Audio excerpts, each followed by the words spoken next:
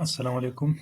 आज हम मीगा सॉफ्टवेयर के एक निहायत अहम मौजू पर बात करेंगे और वो है बूटस्ट्रैप एनालिसिस और पाइलोजेनेटिक ट्री की रिलायबिलिटी। वाइट बोर्ड समरी के तौर पर आपके सामने स्क्रीन पर नज़र आ रहा है कि बूटस्ट्रैप एनालिसिस इन मीगा इसकी की पॉइंट्स दी गई है। एक ये है कि बूटस्ट्रैप स्टैटिस्टिकल रिसैम्पलिंग मेथड है और ये चेक करता है, ये मेजर करता है consistency of clades in a phylogenetic tree, और ये हमें बताता है कि ये प्रोबेबिलिटी ऑफ करेक्टनेस नहीं है बल्कि ये रीसैम्पलिंग मेथड है। स्टैटिस्टिकली जो कॉमन रेप्लिकेट हम लेते हैं वो 100, 500, 1000 या इससे भी ज़्यादा, इससे भी कम किसी भी नंबर में हम ले सकते हैं। और ये कॉमन रेप्लिकेट्स अक्सर हम 1000 या 500 लेते हैं जब हम किसी रिसर्च में इसे इनपुट के तौर पर देते हैं। इंटरप्रिटेशन ऑफ बूटस्ट्रैप वैल्यूज की पॉइंट्स के तौर पर याद रखिए कि 50% or less than 50% it is considered a weak relationship, while between 50 and 70% it is moderate, 70 to 90% it is strong, while more than 90% bootstrap value it is very strong. Best practice क्या है? तो always report number of replicates, आपने कितनी replicates ली। Use appropriate substitution model, जो substitution model आप इस्तेमाल करते वो एप्रोप्रिएट होना चाहिए। पुअरली सपोर्टेड नोट्स को कोलैप्स करना चाहिए, ख़त्म करना चाहिए। और थीसिस या पेपर, रिसर्च पेपर के अंदर जो मेथड आपने इस्तेमाल किया है वो क्लियरली मेंशन होना चाहिए। इस लेक्चर का की कंसेप्ट ये है कि bootstrap increases reliability and scientific credibility of phylogenetic trees. अब आते हैं इसमें, जो पिछले लेक्चर में हमने बात की थी कि बेहतरीन इवोल्यूशनरी मॉडल को कैसे सेलेक्ट किया जाए और मैक्सिमम लाइक्लीहुड मेथड इस्तेमाल करते हुए पाइलोजेनेटिक ट्री किस तरह बनाई जा सकती है। अब हम आते हैं कि क्या हमारा बनाया हुआ पाइलोजेनेटिक ट्री वाकई काबिल एतमाद है, इस पे एतमाद कर सकते हैं। यहाँ पे ये बात बहुत लाजिमी है कि सिर्फ ट्री बनाना काफ़ी नहीं होता। साइंस रिसर्च में ये साबित करना पड़ता है कि ट्री की जितनी भी क्लेड्स है, जितनी भी शाखें हैं, वो कितनी मजबूत है, और इसी को हम मजबूत बनाने के लिए बूटस्ट्रैप एनालिसिस वाला मेथड इस्तेमाल करते हैं। अब ये बूटस्ट्रैप है क्या, यहाँ पे आपको किसी भी मॉडल में अब नज़र आएगा कि बूटस्ट्रैप है क्या। तो हम कह सकते हैं कि बूटस्ट्रैप असल में एक स्टैटिस्टिकल रिसैम्पलिंग मेथड है, यानी हम अपनी असल अलाइन सीक्वेंस से बार बार नया डाटा बनाते हैं और बार बार नया पाइलोजेनेटिक ट्री कंस्ट्रक्ट करते हैं। फॉर एग्जांपल, अगर बूटस्ट्रैप वैल्यू 1 है तो इसका मतलब है कि एक दफ़ा ये ट्री बन गई। अगर 1000 है तो इसका मतलब है कि बार बार डाटा को रीसैम्पल किया गया और इसे 1000 मरतबा दोहराया गया।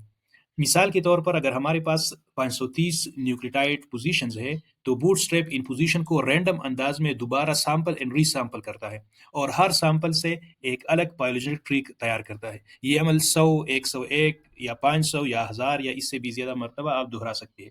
इसके बाद देखा जाता है कि एक खास ब्रांच कितनी बार जाहिर हुई। अगर कोई ब्रांच 1000 में से 850 मरतबा नजर आई तो इसका मतलब है कि ब्रांच बूटस्ट्रैप वैल्यू वो 85 होगा, 1000 में 85% होगा। बूटस्ट्रैप का मकसद क्या है? तो बूटस्ट्रैप हमें ये नहीं बताता कि ये सच है या गलत है, ये ट्री रॉन्ग है या राइट है। ये हमें तसलसल यानी कंसिस्टेंसी बताता है। अगर डेटा को बार बार दोबारा तरतीब देने के बावजूद वही ब्रांच बनती रही तो इसका मतलब है कि रिलेशनशिप मजबूत और मुस्तहकम है।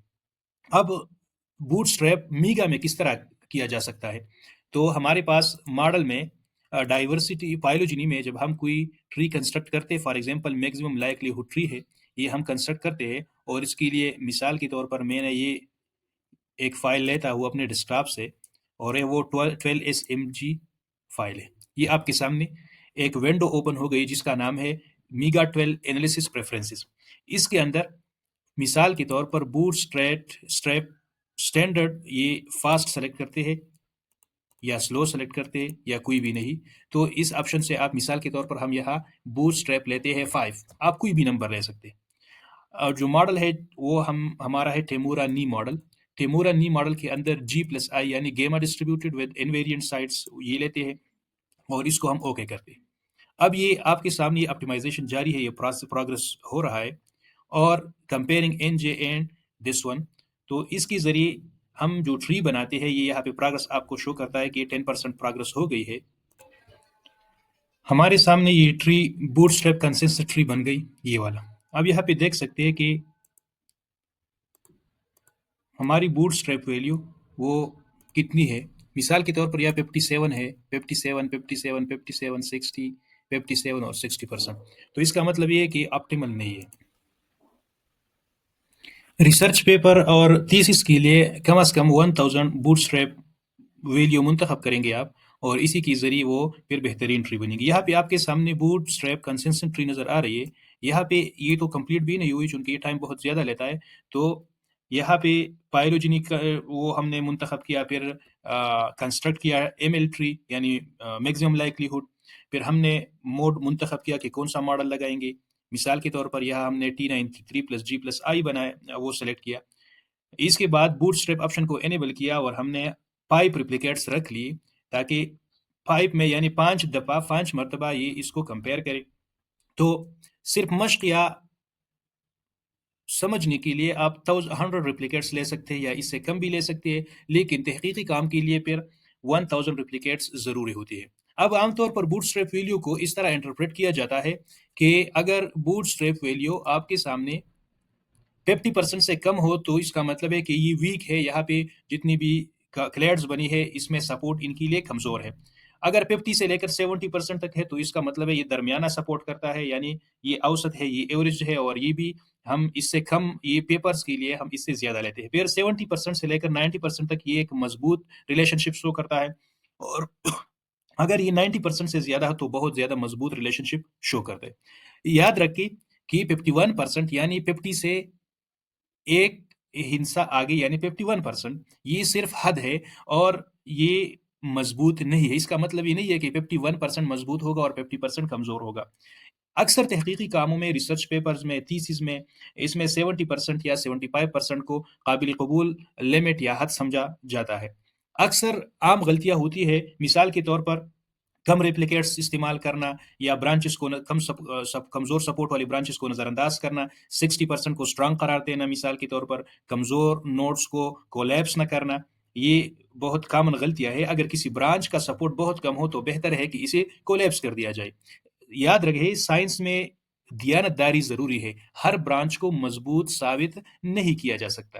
اگر ڈیٹا سیٹ چھوٹا ہو یا سیکوینسز کم ہو یا الائنمنٹ میں معلومات کم ہو تو بوٹ اسٹریپ ویلیو بھی کم آ سکتی ہے۔ لہٰذا کم بوٹ اسٹریپ کا مطلب ہمیشہ غلط پائلوجینٹک ٹری نہیں ہوتا، کبھی کبھی ڈیٹا بھی غیر واضح ہو سکتا ہے۔ اس کو ہم اس طرح لکھ سکتے ہیں کہ ایم ایل ماڈل میں نے استعمال کیا، میتھڈ استعمال کیا، ماڈل میں نے یہ والا استعمال کیا، بوٹ اسٹریپ ویلیو اتنی رکھ لی اور سافٹ ویئر کا ورژن کیا تھا۔ تو اس طرح اس کو پیپر میں پھر ریسرچ آرٹیکل میں، تھیسس میں آپ استعمال کر سکتے ہیں۔ تھینک